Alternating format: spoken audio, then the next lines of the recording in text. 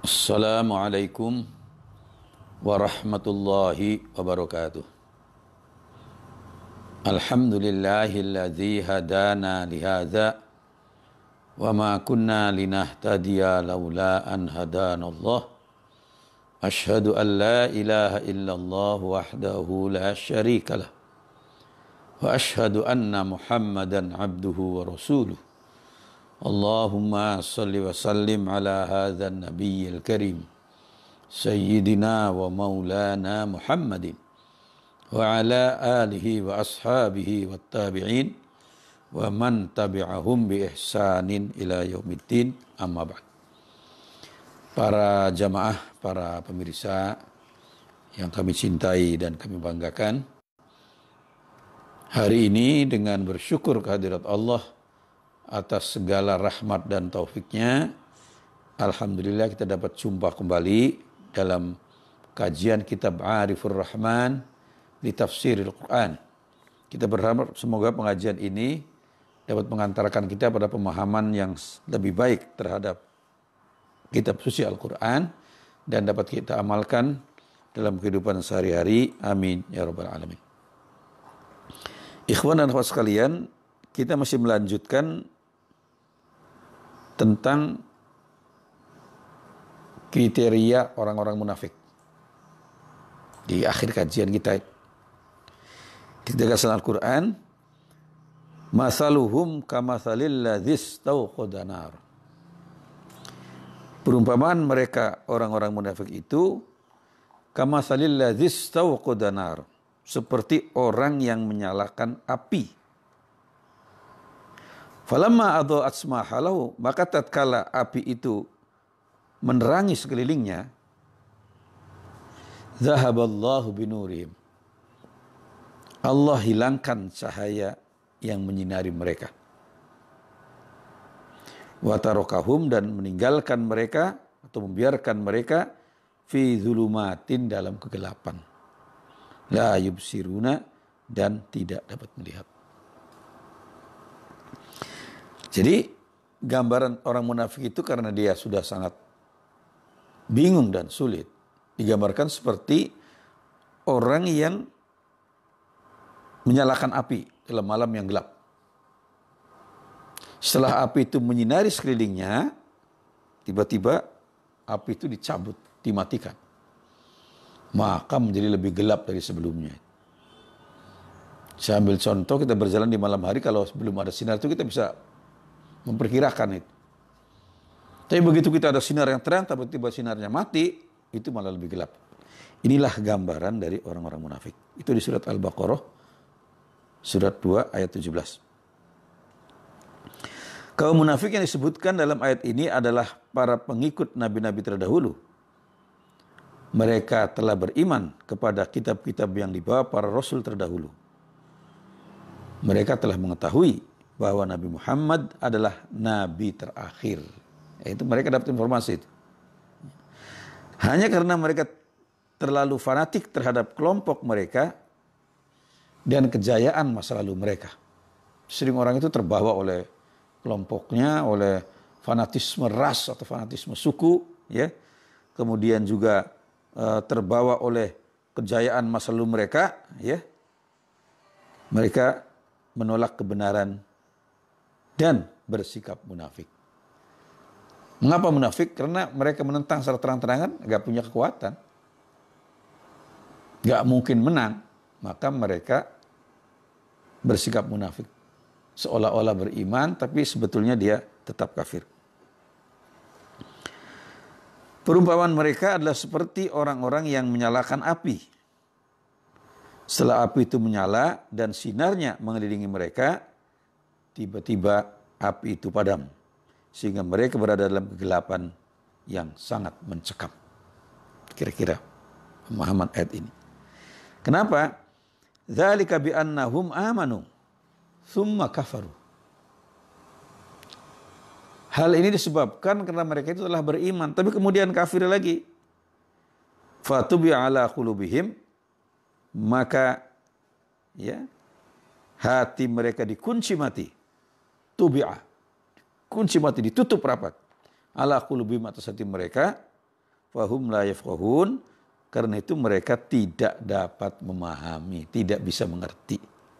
Ini di Al-Munafiqun surat 63 ayat 3. Jadi itu orang mereka sudah pernah beriman tapi kafir lagi. Oh, lebih berat. Ya, kalau orang yang belum beriman masih bisa diharapkan, tapi kalau yang seperti ini berat. Maka mereka itulah summun, tuli, bukmun bisu, umyun buta, fahum la yarji'un, dan mereka tidak akan kembali ke jalan yang benar. Ay la yarji'una ilal haq. Jadi digambarkan ayat ini berat sekali. Orang itu menderita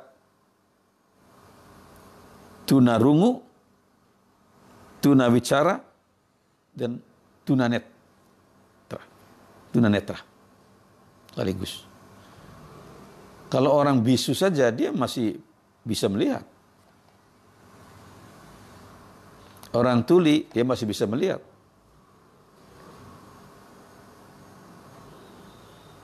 Ya. Masih bicara, orang tuli bisa bicara. Nah ini, ya digambarkan ayat ini adalah tuli, bisu dan buta. Wah berat. Orang-orang munafik itu tidak hanya kehilangan cahaya yang menerangi mereka, tapi lebih jauh lagi mereka telah kehilangan beberapa penginderaan yang amat penting, sehingga mereka bisu, tuli dan buta dari kebenaran. Keadaan seperti ini akan mengantarkan mereka pada kebinasaan yang mengerikan, baik pada masa kini maupun pada masa yang akan datang. Mereka tidak bisa kembali ke jalan yang benar karena sifat-sifat kemunafikan dan pembangkangan mereka terhadap kebenaran dan petunjuk. Sifat munafik dan pembangkangan mereka itulah yang membuat mereka tidak bisa menerima petunjuk. Au kasayyibin minas sama' fihi dhulumatu wa ra'du wa barqu yaj'aluna asabi'ahum fi adhanihim minas sawa'iqi hadral maut. Ya. Atau mereka itu seperti orang yang ditimpa hujan lebat dari langit. Fi dhulumatin, dalam keadaan gelap gulita. Bayangkan. Gelap gulita, hujan lebat menimpa mereka. Ya. Kemudian fihi dhulumatun, gelap gulita, wara'dun dan kilat. Ya, wara'dun dan petir, wabarkun dan kilat. Maka yaj'aluna asabi'ahum fi adhanihim. Mereka menjadikan jari-jari tangan mereka fi adhanihim, menutup ya telinga-telinga mereka, ya, minas suwa'iqi hadrul maut, karena mereka ya mendengar petir. Ya. Kenapa mendengar suara petir? Hadrul maut, karena mereka takut akan mati. Bisa bayangkan sekali lagi, orang ditimpa hujan lebat di malam hari, gelap gulita, kemudian kilat bersahut-sahutan, menyambar petir juga, sehingga orang itu ketakutan sampai menutup telinga dengan kedua tangannya, biasanya sambil membungkuk gitu. Wallahu muhitum bil kafirin, dan Allah meliputi orang-orang yang kafir. Ini Al-Baqarah ayat 19.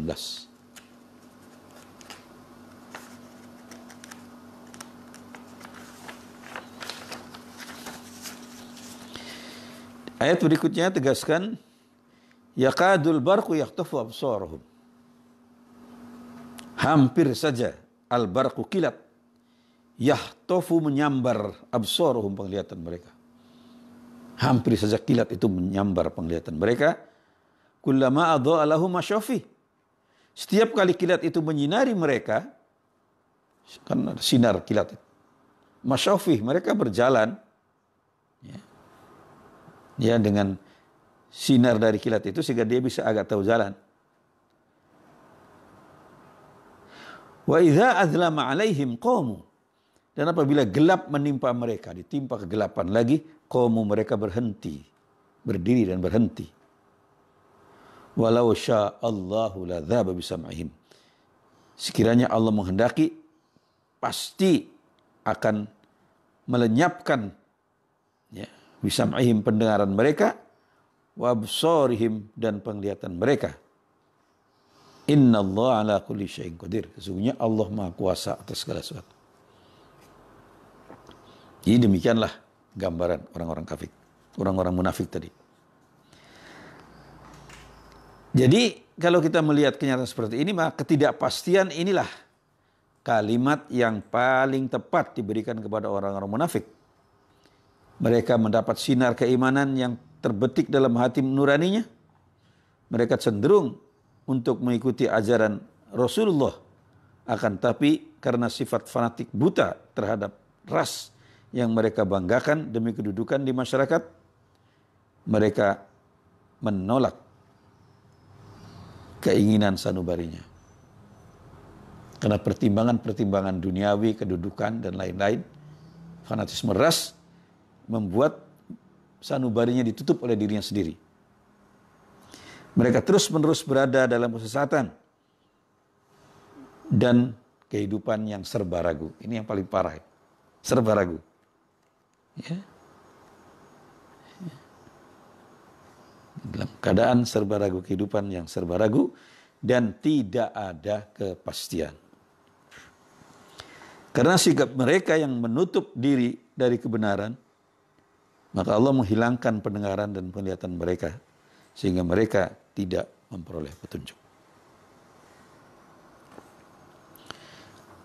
Dengan demikian, ikhtisarnya, manusia munafik adalah orang yang beridentitas tidak jelas. Zahirnya, lahiriahnya sebagai seorang muslim, tapi batinnya tetap kafir. Mereka selalu melakukan tindakan yang merusak. Ya, selalu tindakannya itu merusak. Tipu daya, ya, melakukan tipu daya dan permusuhan. Sikap itu merupakan penyakit rohani yang terus akan berkembang dalam jiwanya. Selalu terombang-ambing dalam keraguan dan ketidakpastian. Karena itu, ia tergolong manusia yang merugi dunia akhirat. Demikian kajian kita tentang manusia munafik. Kajian kita lanjutkan dengan ayat berikutnya. Di ayat 21 dari surat Al-Baqarah. Beribadah kepada Allah Subhanahu wa taala. Bismillahirrahmanirrahim. Ya ayyuhan nasu ubudu. Ya ayyuhan nasu, wahai sekalian umat manusia. Ubudu, sembahlah. Beribadahlah Rabbakum, kepada Tuhan. Alladzi khalaqakum, yang telah menciptakan kamu. Walladzina min qablikum, dan menciptakan orang-orang sebelummu, la'allakum tattaqun, agar kamu menjadi orang-orang yang bertakwa. Setelah Al-Quran menjelaskan tentang 3 sifat yang jelas sekali tentang sifat orang-orang mukmin, orang-orang yang bertakwa, kemudian orang-orang kafir, orang-orang munafik, dijelaskan semua kriterianya, maka dipanggil, ya ayuhan nas, wahai sekalian manusia, wa'budu, sembahlah oleh kalian Rabbakum, Tuhan kamu sekalian. Siapa Tuhan itu? Alladzi khalaqakum, yang menciptakan kamu, walladzina min qablikum, dan menciptakan orang sebelummu, menciptakan orang tua kita, kakek kita, terus. La'allakum tattaqun, agar kamu bertakwa. Setiap diri manusia diarahkan ayat ini agar menyembah dan beribadah kepada Allah Subhanahu wa taala saja. Memurnikan penyembahan dan beribadah hanya kepadanya. Abada ya'budu ibadatan. Ya. Artinya adalah menyembah, beribadah dan mengabdi hanya kepada Allah Subhanahu wa taala. Allah yang mengatur semua manusia dan alam semesta dengan segala isinya yang menakjubkan. Allah yang mengatur semua. Semuanya Allah yang mengatur, yang menciptakan dan mengatur alam semesta dengan segala peristiwanya yang menakjubkan itu. Dengan ibadah itu akan mengantarkan manusia pada takwa yang tinggi dan luhur. Takwa adalah setiap ketaatan yang total pada Allah Subhanahu wa taala. Jadi takwa itu ketaatan total pada Allah Subhanahu wa taala dengan melaksanakan segala perintahnya dan menjauhi segala larangannya. Itu pentingnya takwa. Yang berat di sini kalimatnya segala itu. Kalau mengerjakan sebagian perintah Allah ringan, kita sholat udah. Tapi ini segala perintah Allah. Itu pengertian takwa. Meninggalkan segala larangan Allah. Meninggalkan sebagian larangan ringan, tapi ini segala larangan Allah. Inilah definisi takwa yang paling simpel. Para nabi dan rasul dari masa ke masa membimbing umat manusia agar beribadah secara murni kepada Allah Subhanahu wa taala. Tanpa diselingi sikap ragu-ragu ataupun sikap yang tidak terpuji lainnya. Nggak boleh ragu. Harus yakin, seyakin-yakinnya. Dan harus murni ibadah kita hanya kepada Allah Subhanahu wa taala. Tegaskan Al-Qur'an, "Walaqad ba'atsna fi kulli ummatin rasulan." Dan sungguh kami telah bangkitkan pada setiap umat, setiap bangsa rasulan, seorang rasul. Apa tugas rasul itu? Ani'budullaha wajtanibut tauhid. Yang rasul itu memerintahkan agar sembahlah Allah. Ya, ani'budullah, hendaklah menyembah Allah, wajtanibut tauhid, dan menjauhi tauhid. Faminhum man hadallaha. Maka sebagian dari mereka itu ada orang-orang yang mendapat petunjuk Allah. Wa minhum man haqqa alaihi dhalalah. Dan ada sebagian dari mereka ya yang telah pasti terjerembab dalam kesesatan. Fasiru fil ardi. Maka lakukanlah perjalanan di muka bumi. Fanzuru, maka perhatikanlah kaifa kana aqibatul mukadzibin, bagaimanakah keadaan orang-orang yang suka mendustakan agama atau mendustakan kebenaran. Jadi ini di surat An-Nahl, surat 16 ayat 38. Jadi tegas sekali bahwa diperintahkan u'budullah. Semua rasul diutus kepada semua bangsa. Setiap bangsa ada rasul. Ajaran pokok mengenai akidahnya sama. U'budullaha wajtanibut tauhid. Sembahlah oleh kamu Allah dan jauhilah tauhid. Apa tauhid itu? Tauhid ma'ubida min dunillah. Segala apa yang disembah selain Allah itu tauhid. Bisa berhala, bisa pohon, bisa gunung, apa saja. Ya. Segala sembahan selain Allah disebut tauhid. Itu yang diperintahkan para nabi untuk dijauhi. Ya. Setelah perintah menyembah Allah, kemudian larangan ya menyembah tauhid. Ya. Dan perintah untuk menjauhi tauhid. Setiap rasul mengawali dakwahnya agar umat manusia menuju tauhid yang murni, yaitu mengesahkan Allah SWT, menghindari segala bentuk syirik. Itu semua nabi asal mulanya. Mengajarkan pada kita tentang tauhid yang murni, mengesahkan Allah, dan menghapuskan segala bentuk dan jenis syirik, baik yang tersembunyi maupun yang terang-terangan. Wala tufsidu fil ardi ba'da islahiha. Janganlah kalian berbuat kerusakan di muka bumi ya, ba'da islahiha ya. Setelah ada perbaikannya. Wad'uhu khawfa wa tama'a. Dan menyerulah kepadanya khaufan wa tama'a, dengan rasa takut dan harap. Inna rahmatallahi qaribum minal muhsinin. Sesungguhnya rahmat Allah itu dekat kepada orang-orang yang berbuat baik. Ya, qaribun minal muhsinin. Jadi inilah gambaran-gambaran yang kita segala. Ya, jangan sampai berbuat kerusakan di muka bumi. Ya. Dan harus mohon menyeru pada Allah dengan harap-harap cemas. Ya. Semua nabi diutus oleh Allah untuk mengajarkan akidah tauhid tadi. Sama. Mengenai akidah tauhid itu nggak pernah berubah dari masa ke masa, dari satu nabi ke nabi lain. Kalau syariat menuju kesempurnaan. Ya, tumbuh syariat itu sampai syariat yang sempurna yang dibawa Nabi Muhammad SAW. Dalam ayat ini Allah SWT disebutkan sebagai Rabb. U'budu rabbak. Ya ayyuhan nas, u'budu rabbakum tadi. Rabb. Berasal dari kata Rabba yurabbi tarbiyatan. Itu kata Rabb itu. Rabba yurabbi tarbiyatan.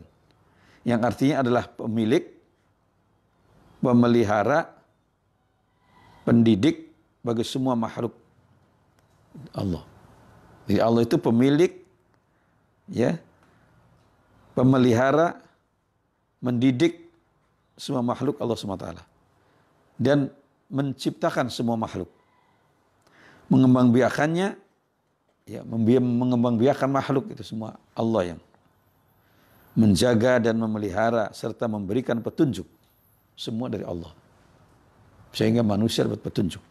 Ya, petunjuk.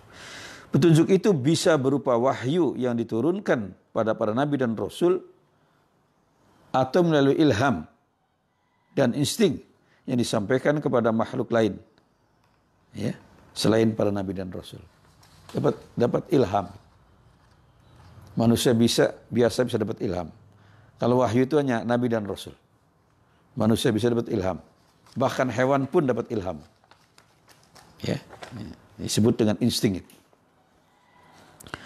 Sebagai pencipta dan pemelihara segala makhluk, Allah Subhanahu wa taala patut memperoleh pujian dan pernyataan syukur dari semua makhluknya. Barang siapa yang bersyukur pada Allah Subhanahu wa taala, maka Allah akan menambahkan karunia dan nikmatnya pada mereka. Jadi kalau orang bersyukur, maka nikmat dan karunia Allah akan ditambahkan pada mereka. Sebaliknya, siapa yang mengingkari nikmatnya, ia akan mendapat azab yang menyakitkan. Ya, ditegaskan di surat Ibrahim, wa idz ta'adzana rabbukum la in syakartum la azidannakum wa la in kafartum inna 'adzabi lasyadid. Wa idz ta'adzana, dan ingatlah tatkala, ya, Tuhanmu memaklumkan, Rabbukum, Tuhanmu memaklumkan, ya, la in syakartum la azidannakum. Sesungguhnya jika kamu bersyukur, pasti kami akan tambah nikmat kami kepadamu. Wala in kafartum, dan jika kalian mengingkari atau kafir, mengingkari nikmatku, maka sungguhnya azabku, inna azabi lasyadid, sesungguhnya azabku sangat pedih. Surat Ibrahim, surat 14 ayat 7. Di ayat lain tegaskan, allazi ja'ala lakumul arda firasha was samaa binaa. Ayat berikutnya. Tuhan yang menciptakan kamu tadi, allazi lakum adalah allazi ja'ala lakumul arda firasha, yang telah menjadikan lakum bagimu al-ardu bumi firashan, sebagai hamparan, ya, tempat yang paling layak, tempat yang paling sesuai untuk manusia, bumi itu. Wassama binaa, dan langit sebagai atap, ya, merasakan langit sebagai atap. Wa anzala, dan menurunkan minas samai, dari langit, ma'an, hujan, air atau hujan. Kemudian apa?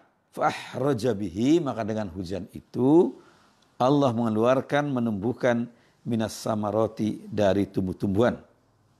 Segala macam tumbuh-tumbuhan dan buah-buahan. As-samarot, buah-buahan, berasal dari tumbuh-tumbuhan. Rizqul lakum, sebagai rizki bagi kamu sekalian. Fala taj'alu, maka janganlah kamu menjadikan lillahi, bagi Allah, andadan, sekutu-sekutu. Wa antum ta'lamun, padahal kamu semua mengetahui. Jadi Allah SWT menciptakan kita semua dan orang-orang sebelum kita juga menjadikan bumi sebagai tempat tinggal kita yang paling layak, yang paling baik. Jadi kalau tempat tinggal ya hamparan. Kalau misalnya vertikal begini, kayak gunung itu susah tinggal gitu. Hamparan, bumi sebagai hamparan. Ya. Kemudian langit sebagai atap. Nah, ini di surat Al-Baqarah surat 2 ayat 22. Allah Subhanahu wa taala menciptakan bumi sebagai tempat tinggal yang paling cocok bagi makhluk hidup. Bila dibandingkan dengan planet-planet yang berada dalam tata surya kita. Bumi yang paling pas, yang paling cocok itu. Sebagai tempat kehidupan bagi makhluk hidup. Mars, planet Mars, bulan enggak. Ya. Planet itu ada yang panasnya tinggi sekali, ada yang dinginnya berlebihan. Enggak ada air, di bulan enggak ada air. Jadi yang paling tepat untuk tempat tinggal makhluk hidup adalah bumi. Maka ya, ja'alakumul ardo firasya. Allah menjadikan bagi kamu sekalian bumi sebagai tempat tinggal yang layak, yang cocok.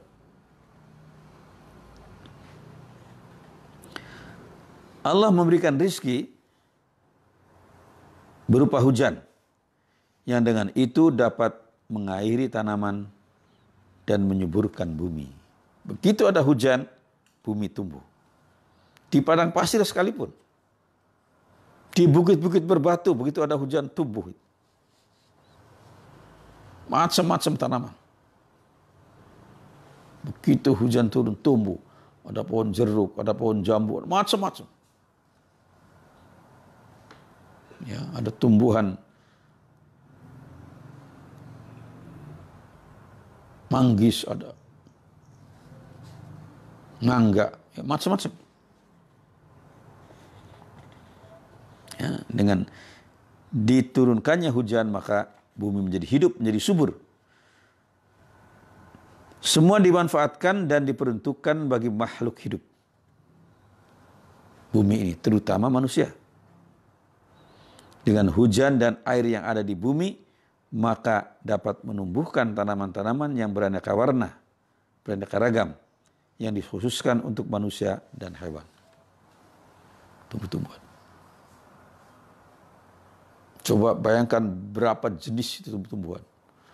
Nggak bisa kehitung malah gitu. Saking banyak. Dari tumbuhan, ya, tanaman keras sampai tanaman lunak. Itu banyaknya luar biasa. Nggak bisa kehitung malah gitu. Ya, itu karunia Allah. Nah, itu semua tumbuh karena ada air. Maka hujan itu merupakan rahmat bagi umat manusia dan bagi makhluk hidup lainnya. Dan juga bagi tumbuh-tumbuhan, karena tumbuh-tumbuhan bisa hidup. Kalau nggak ada air, tumbuh-tumbuhan juga nggak bisa hidup, mati. Dari bumi ini, kita memperoleh konsumsi berbagai protein nabati, protein hewani, memperoleh karbohidrat, memperoleh berbagai macam makanan yang bermanfaat. Karbohidrat ya, dari bumi tadi. Protein nabati dari tumbuh-tumbuhan. Protein hewani dari daging hewan. Manusia diperintahkan agar memikirkan dan meneliti tentang alam dan peristiwa yang ada di dalamnya. Supaya mereka memahami keagungan Allah Subhanahu wa taala. Jadi kita diperintahkan meneliti, memperhatikan. Ya, dengan demikian kita akan bisa memahami dengan baik keagungan Allah Subhanahu wa taala. Dengan penelitian terhadap alam semesta ini akan lahir sains dan teknologi. Semua hasil penelitian dari alam. Sekarang kita jumpai kemajuan sains luar biasa, teknologi luar biasa. Itu semua penelitian terhadap alam semesta. Lahirlah ilmu astronomi, lahirlah ilmu biologi, lahirlah ilmu vulkanologi, lahirlah ilmu matematik, lahirlah ilmu kimia. Semua dari penelitian terhadap alam semesta.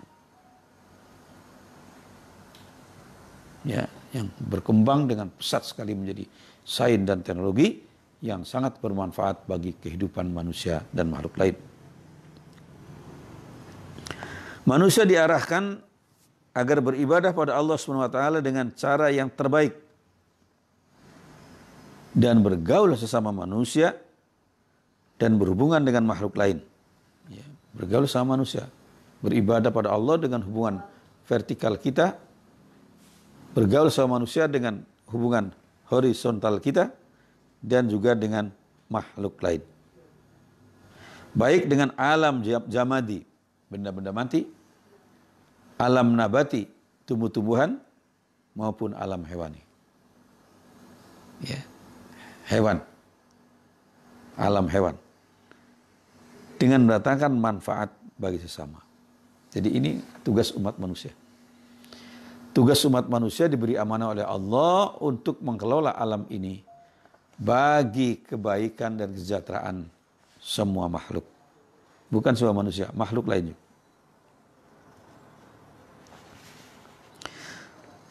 Manusia diperintahkan agar beribadah kepada Allah SWT dengan cara yang terbaik dan bergaul sama manusia. Ya, bergaul sama manusia dengan baik juga dan dengan makhluk lain. Dan mendatangkan manfaat bagi sesama. Wa ma khalaqtul jinna wal insa illa liya'budun.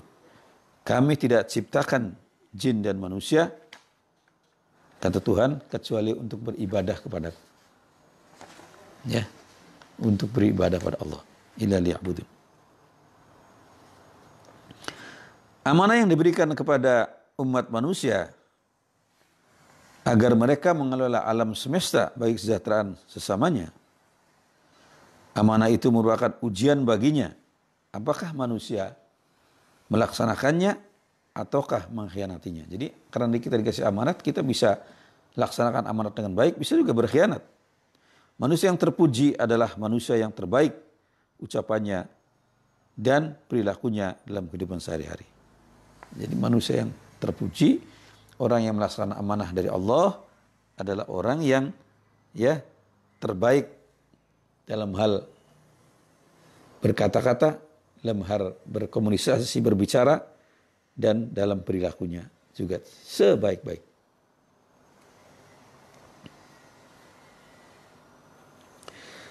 Alladzi khalaqal mauta wal hayata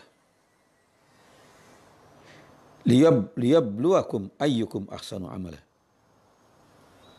Alladzi khalaqal mauta, dialah yang menciptakan kematian, wal hayata, dan kehidupan. Apa tujuannya? Liyabluwakum, untuk menguji kamu sekalian. Ayyukum ahsanu amala, siapa di antaramu yang terbaik perbuatannya atau perilakunya. Wa huwal azizul ghafur, dan dialah Allah, Tuhan yang Maha Perkasa lagi Maha Pengampun. Ini surat Al-Mulk, surat 67 ayat 2. Jadi inilah yang digambarkan, ya. Alladzi khalaqal mauta wal hayata liyabluwakum ayyukum ahsanu amala. Untuk menguji kamu sekalian, ya. Ya. Siapa di antaramu yang terbaik perilakunya, amal perbuatannya. Informasi dari ayat di atas mengantarkan umat manusia pada pemahaman yang baik terhadap perintah-perintah Allah dan memperhatikan segala larangan-larangannya. Dengan demikian, mereka diperingatkan agar tidak menyekutukan Allah SWT dengan sembahan lain berupa berhala, baik yang nampak maupun yang tersembunyi. Jadi syirik itu ada dua. Syirik yang nampak itu terang, jelas. Orang menyembah berhala, menyembah patung. Tapi ada syirik yang tersembunyi, itu yang sering nggak terdeteksi oleh kita, nggak kasat mata. Apa dia? Misalnya takabur, itu bagian dari syirik yang tersembunyi. Hasad atau mendengki, itu hasad. Ujub, merasa dirinya paling baik. Ya. Sum'ah, ingin didengar semua kebaikannya. Itu adalah bentuk-bentuk dari syirik yang tersembunyi. Nah, kita diarahkan oleh agama agar menghilangkan semua itu. Baik syirik yang terang-terangan, yang disebut asyirkul jali, maupun asyirkul khafi, syirik yang tersembunyi atau tidak kasat mata. Manusia diarahkan agar memurnikan tauhid pada Allah SWT yang Maha Kuasa dan Maha Esa. Jadi inilah yang harus kita perhatikan dari kehidupan kita. Ya, maka ajaran tauhid ini merupakan pondasi yang paling kokoh dari ajaran agama. Para nabi memperoleh wahyu dari Allah, ya, menyampaikan ajarannya pada umatnya adalah yang paling pokok ajaran tentang akidah. Akidah tauhid tadi. Apa akidah tauhid itu? Wujudnya adalah pernyataan dengan penuh keyakinan dan tanpa keraguan bahwa Allah itu Tuhan yang Maha Esa. Yang dirumuskan dalam kalimat syahadah. Asyhadu an la ilaha illallah. Aku bersaksi bahwa sungguhnya tidak ada Tuhan selain Allah. Jadi itu harus yakin dalam diri kita. Ya. Wa asyhadu anna Muhammad Rasulullah. Dan sungguhnya Nabi Muhammad adalah Rasul Allah. Nah, pernyataan itu harus kita yakini dalam hati kita. Tidak boleh ada keraguan. Ya, nggak boleh ada keraguan dalam. Maka ditegaskan i'tiqadun bil qalbi. Ada 3 komponen itu. Akidah itu. I'tiqadun bil qalbi, meyakini dalam hati. Wa iqrarun bil lisan, dan mengikrarkan dengan lisan. Supaya diketahui kita seorang yang bertakwa, seorang muslim. Perlu ada ikrar dengan lisan. Syahadat dinyatakan di muka umum. Belum cukup sampai di situ, dilanjut dengan wa amalun bil arkan. Dan melaksanakan ya, perbuatan-perbuatan kita, aktivitas-aktivitas kita sesuai dengan ajaran dari para nabi dan rasul tadi. Nah, para pemirsa, para jamaah yang kami cintai dan kami muliakan, dalam hal inilah maka setiap orang muslim harus terus berusaha untuk melakukan kebajikan-kebajikan dalam kehidupannya, baik lahir maupun batin. Kita berusaha lakukan perbaikan di muka bumi. Kita memberikan bantuan orang-orang yang kesulitan, menyantuni anak-anak yatim, membantu orang-orang miskin, menyelamatkan mereka yang ditimpa bencana, memberikan bimbingan pada mereka yang kesulitan, pada mereka yang kebingungan, dibimbing, baik secara rohani maupun secara lahiriahnya. Dalam ajaran Islam, kita ditegaskan bahwa yang terbaik adalah orang yang paling banyak manfaatnya bagi orang lain dan bagi makhluk lain. Maka Nabi menyatakan, khairun nasi anfa'uhum linnas.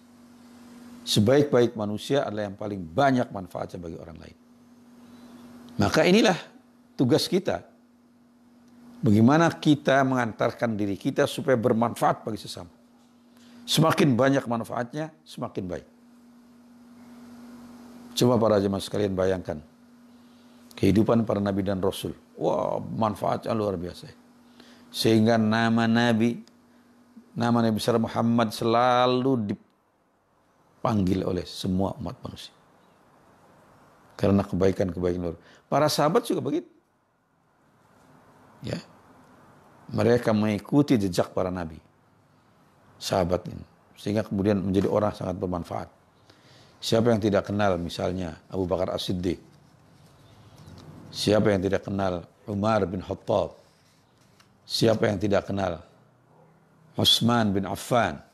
Siapa yang tidak kenal Ali bin Abi Thalib. Semua itu adalah orang-orang yang manfaatnya sangat besar dalam kehidupan kita. Nah, sejauh mana kita menjadi orang baik atau orang mulia atau orang yang rendah terletak pada bagaimana kita bisa berbuat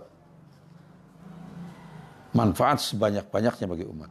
Semakin banyak manfaat yang kita lakukan, maka kita semakin baik. Sebaliknya semakin rendah manfaat yang kita berikan kepada umat, menunjukkan kita kulit yang rendah juga.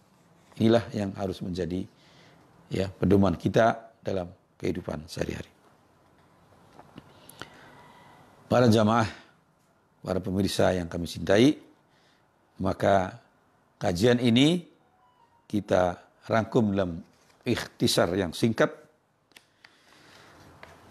Umat manusia diarahkan agar hanya menyembah dan beribadah kepada Allah Subhanahu wa taala saja. Tegas. Hanya menyembah dan beribadah kepada Allah Subhanahu wa taala saja. Memurnikan ketundukan dan ketaatan kepadanya. Harus murni ketundukan kita. Ketaatan kita harus murni pada Allah. Dan menghindari syirik.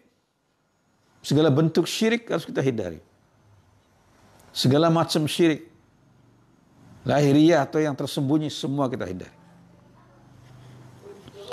Allah Subhanahu wa ta'ala menciptakan alam semesta dengan segala isinya. Ya, alam semesta dengan segala isinya agar dimanfaatkan manusia bagi kesejahteraan semua makhluk. Dimanfaatkan alam ini. Untuk siapa? Untuk orang per orang? Enggak. Untuk semua manusia dan semua makhluk Allah. Maka ditegaskan dalam Al-Quran, wa ma arsalnaka illa rahmatan lil alamin. Dan tidaklah kami mengutusmu Muhammad kecuali rahmat bagi alam semesta. Jadi inilah yang harus kita kembangkan. Manusia dibimbing agar melakukan research dan penelitian. Harus itu supaya maju, ya, mesti meneliti, mesti meresearch terhadap alam semesta ini dengan segala peristiwa yang menakjubkan, sehingga melahirkan rasa syukur yang sangat pada Allah SWT. Kalau orang sering meresearch, meneliti, oh pasti rasa syukurnya tinggi pada Allah. Dan di samping itu dia dapat ilmu yang bermanfaat bagi sesama.